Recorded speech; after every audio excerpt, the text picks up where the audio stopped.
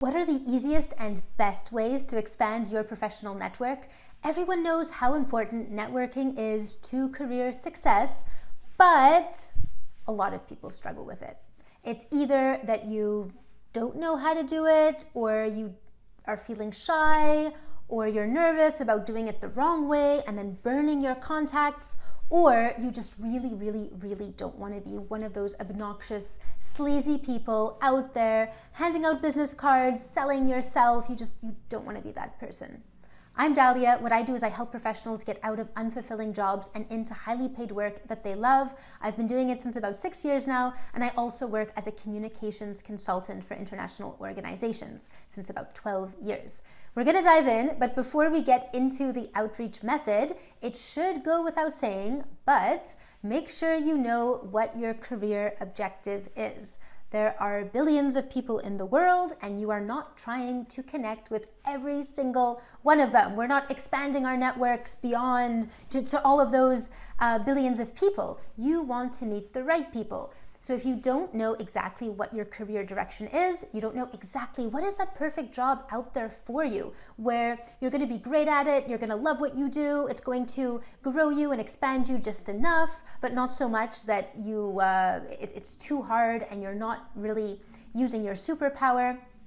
If you struggle with that, then definitely check out the class I'm going to link to below, because that explains how to not only brand yourself for the new economy, but also how to figure out that career direction and make sure you know what your objective is before you even start to network. All right, let's dive into expanding your network. Step 1, start with the people you actually know.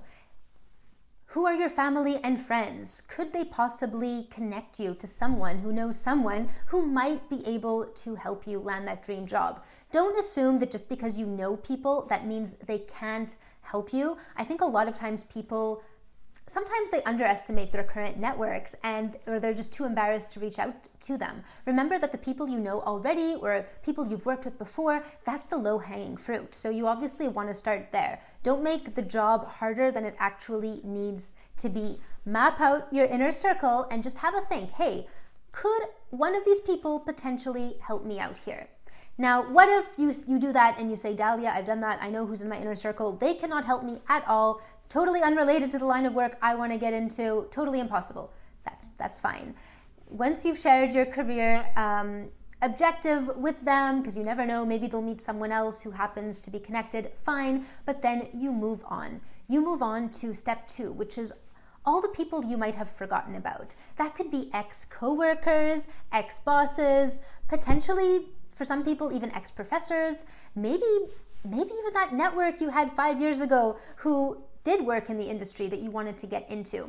I know sometimes it can feel daunting to reach out to people you haven't been in contact with for a long time, but they also haven't been in contact with you. And everyone knows that as we go through life, you're not able to talk to everyone at the same time.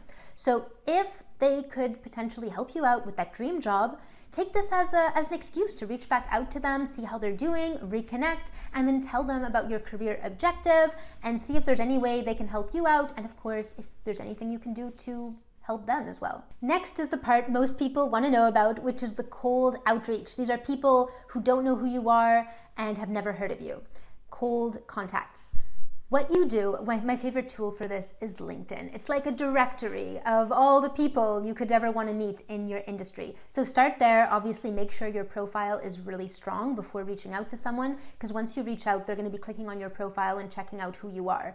If it's not up to date, if you're not well branded, then you're probably going to end up what I call burning that contact. So they don't get the right impression of you, and then you've lost them. Now for LinkedIn, what you want to do, assuming your profile is looking amazing, you want to check out the top companies that you're interested in working for, and then see who works for those companies within the department that you would most likely want to work for. You want to target hiring managers ideally, and if you can't find hiring managers or you're not sure, just do your best guess.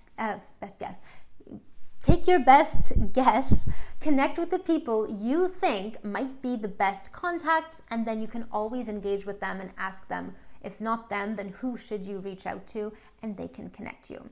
That's what you do on LinkedIn, but you also want to think about online communities, which may or may not be on LinkedIn. You're probably aware that there are groups on LinkedIn. You have all kinds of different groups. Make sure you've joined the relevant communities, but also have a look outside LinkedIn.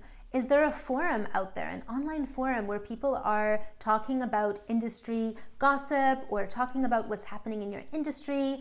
Is there even an in-person meetup that you could join? You want to really think about, where do these people hang out? What are those communities? And obviously make sure you're in those communities. It's a great way to make new contacts.